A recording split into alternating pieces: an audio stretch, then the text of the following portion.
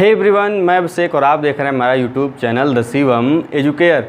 जी हाँ, आज हम डिस्कस करने वाले हैं 104th कॉन्स्टिट्यूशनल अमेंडमेंट की, मतलब कि 104वें संविधान संशोधन की। इससे प्रश्न आपको एग्जाम में देखने को मिलेंगे क्योंकि यह अमेंडमेंट काफ़ी हालिया है, रिसेंट का है और काफ़ी इम्पॉर्टेंट भी है क्योंकि यह SC/ST आरक्षण और लोकसभा में एंग्लो इंडियन संबंधी प्रावधानों से जुड़ा हुआ है। तो आइए आज के इस वीडियो में हम इसकी फुल डिटेल में चर्चा करते हैं। तो आज का जो हमारा टॉपिक है, जैसा कि लिखा भी हुआ है कि 104th संविधान संशोधन या फिर 104वां संविधान संशोधन। अब इसमें एक टर्म आया है संविधान संशोधन या कॉन्स्टिट्यूशनल अमेंडमेंट। अब दो चीज़ें इसमें आपको ध्यान देनी होती हैं, दो चीज़ें आपको हर समय ध्यान दीजिएगा। इससे जो बेसिक प्रश्न पूछा जाएगा कि जो संविधान संशोधन है कि यह किस देश से लिया गया है, पहली चीज़, और संविधान संशोधन की कितनी प्रक्रिया होती है। तो ध्यान दीजिए, यदि संविधान संशोधन का स्रोत पूछे कि किस देश से लिया गया तो आपका उत्तर होगा क्या कि दक्षिण अफ्रीका। देखिए ध्यान दीजिए, वीडियो को शुरू करने से पहले उसकी बेसिक जानकारी आपके पास होनी चाहिए और वही हम आपको दे रहे हैं कि संविधान संशोधन की प्रक्रिया हमारे संविधान में किस देश से ली गई है, वह ली गई है किससे, दक्षिण अफ्रीका से। दूसरा महत्वपूर्ण चीज़ कि यह हमारे संविधान के किस अनुच्छेद में वर्णित है, तो यह हमारे संविधान के अनुच्छेद 368 में वर्णित है। हमारे संविधान का अनुच्छेद 368 बताता है हमें कि हमारे संविधान का संशोधन 368 के अंतर्गत होगा। और तीसरी चीज़ कि संविधान में संशोधन कितने प्रकार से किया जाता है, एक प्रकार, दो प्रकार, तीन प्रकार। प्रश्न इससे डायरेक्ट आपके एग्जाम में पूछे गए हैं और पूछे जाने की संभावना है। तो कुल कितने प्रकार से संविधान संशोधन होता है, तीन प्रकार से। कितने, तीन प्रकार से। पहला कि साधारण बहुमत से, किससे, साधारण बहुमत से। दूसरा होता है किससे, विशेष बहुमत से, किससे, विशेष बहुमत से।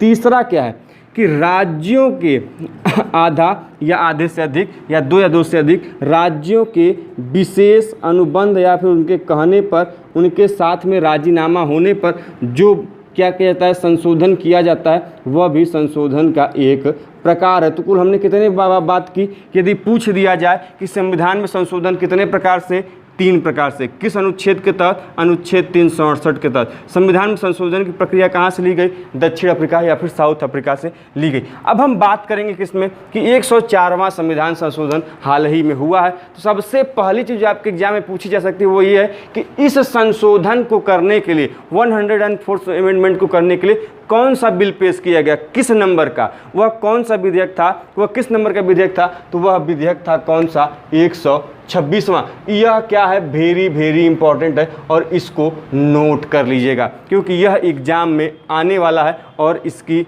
श्योरिटी मैक्सिमम है कि यह एग्जाम में आएगा। अब दूसरी चीज़ निकल कर आती है कि 104वां था, 126वां संशोधन विधेयक लाया गया।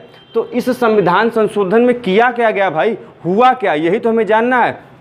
तो हुआ क्या, सबसे पहली चीज़ जो हटाई गई कि एंग्लो इंडियन, जैसा कि आप सभी जानते होंगे कि राष्ट्रपति के पास अधिकार है कि लोकसभा और कहाँ पर, राज्यसभा में वह सदस्यों को मनोनीत करे। लोकसभा में कितने सदस्यों को मनोनीत करता है, 2, और राज्यसभा में कितना करता है, 12। तो राज्यसभा में तो अलग अलग क्षेत्रों से आते हैं, लेकिन जो यह 2 लोकसभा में, कहाँ पर, लोकसभा में मनोनीत करता है, वह किन क्षेत्रों से आते हैं, तो वह किन क्षेत्रों से आते थे अभी तक, वह आते थे इन्हीं एंग्लो इंडियन समुदाय से। किसमें, एंग्लो इंडियन समुदाय से। अब ध्यान दीजिएगा, इनकी नियुक्ति कौन करता था, राष्ट्रपति करता था, और किस समुदाय से आते थे, एंग्लो इंडियन।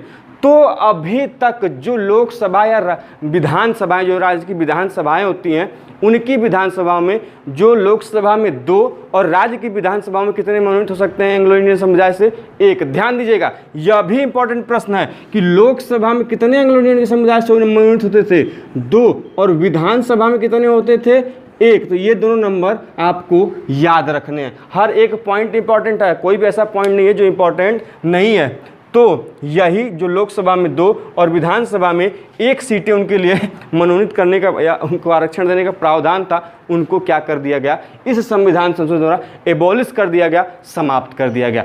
पहली चीज़ थी, क्या थी कि एंग्लो इंडियन के जो मनोनीत करने की जो क्षमता थी लोकसभा में 2 और विधानसभा में 1, इस प्रक्रिया को, इस प्रणाली को अब समाप्त कर दिया गया। वह जनरल इलेक्शन के थ्रू आ सकते हैं, लेकिन उन्हें मनोनीत अब नहीं किया जाएगा, पहली चीज़। और दूसरी प्रमुख घटना क्या रही इस संविधान संशोधन की, वह यह थी कि जो हमारे संविधान में, जो हमारे राज्यसभा, लोकसभा, विधानसभा में जो क्या है आरक्षण दिया गया है SC/ST को, वह जो SC/ST को आरक्षण मिला हुआ है कि इतनी सीटें रिजर्व रहेंगी SC एंड ST कैटेगरी के लिए, वह 10 वर्ष के लिए बढ़ा दिया गया। कितने वर्ष के लिए? 10 वर्ष के लिए। ध्यान दीजिएगा, इसका भी स्पेसिफिक प्रावधान हमारे संविधान में दिया हुआ है कि आप SC/ST के आरक्षण को 10 वर्ष के लिए बढ़ा सकते हैं। वह किस अनुच्छेद में है, हम आगे इस वीडियो में उसकी चर्चा करेंगे कि एंग्लो इंडियन का संविधान में कहाँ पर वर्णन है। साथ ही में हम बात करेंगे कि एंग्लो इंडियन लोकसभा में कब है, विधानसभा में कहाँ वर्णन, तो इन चीज़ों की चर्चा हम आगे इस वीडियो में तो करेंगे। तो वीडियो के अंत तक बने रहे, और वीडियो पसंद आ रही है तो प्लीज़ लाइक कर दीजिए, इससे हमें मोटिवेशन मिलता रहेगा और ऐसी वीडियो बनाने का मौका मुझे बार बार मिलेगा।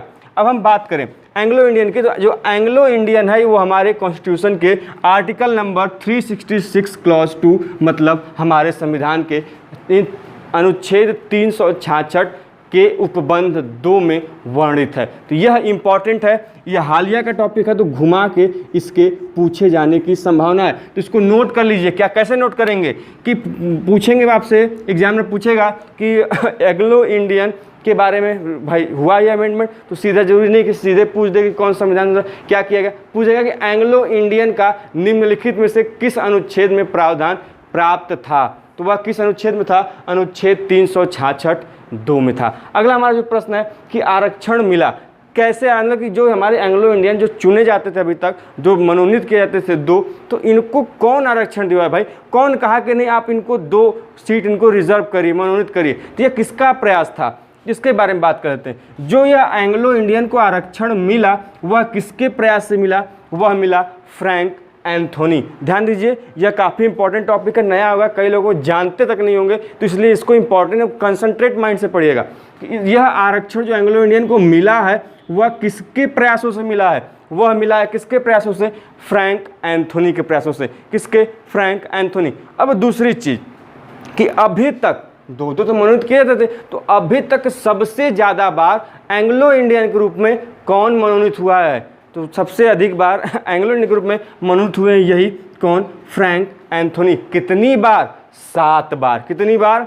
7 बार ये निर्वाचित हुए हैं फ्रैंक एंथोनी एंग्लो इंडियन के रूप में। अब अगली चीज़ कि अब ठीक है समाप्त तो हो गया, लेकिन पूछेगा क्या प्रश्न कि भैया अभी जो हाल ही में समाप्त हुआ तो सबसे अंतिम एंग्लो इंडियन कौन थे? पता चल दिमाग से गायब, पता ही नहीं है, कैसे काम चलेगा? तो हम बताते हैं ना, हम है ना, काहे चिंता कर रहे हैं। जो अंतिम एंग्लो इंडियन थे वह कौन थे जब समाप्त कर दिया गया? तो वह कौन थे?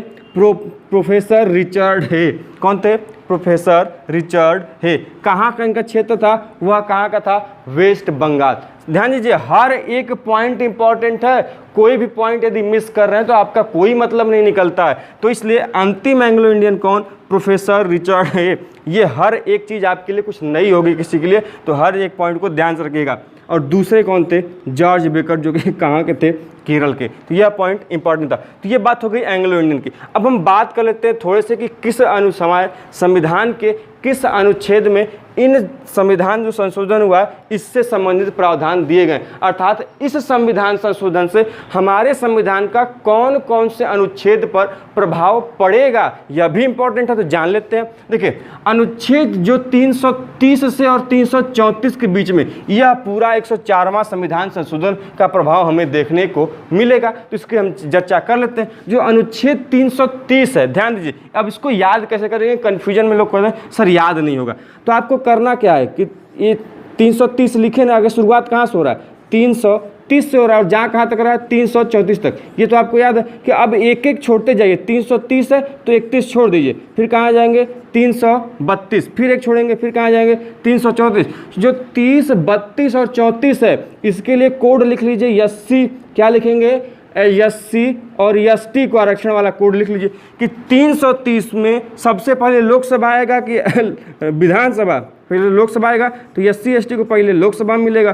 फिर 332 में SC ST को आरक्षण मिलेगा, कहाँ पर? विधानसभा में। और 334 में क्या कर दिया जाएगा? 10 वर्ष के लिए आगे बढ़ाया जाएगा। अब बचा कौन सा? 331 बचा और 333 बचा। तो ध्यान दीजिए 331 में क्या दिया है, एंग्लो इंडियन लोकसभा में मनोनीत किए जाते हैं उनका प्रावधान है, और एंग्लो इंडियन जो क्या किए जाते हैं विधानसभा में मनोनीत किए जाते हैं उनका प्रावधान कहाँ दिया है, 333 में दिया है। एक बार फिर से देख लेते हैं।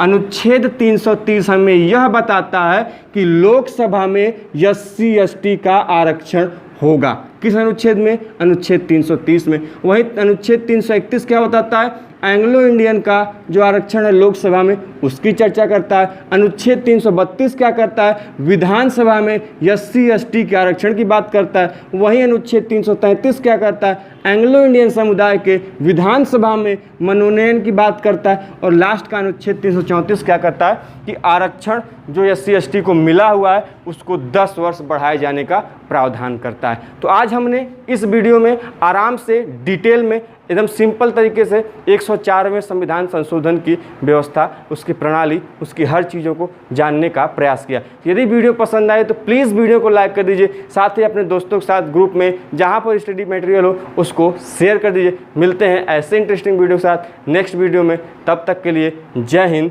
जय भारत।